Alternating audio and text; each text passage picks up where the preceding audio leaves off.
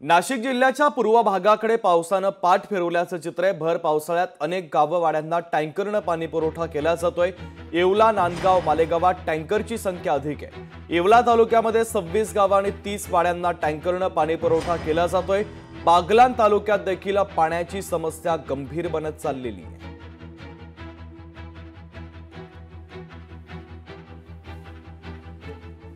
आम्हाला विकत पाणी घ्यावं लागतं, विकत पाणी घ्यावं लागतं। पाणीच नाही आम्हाला, तर काय करायचं? पाणीच नाही आम्हाला।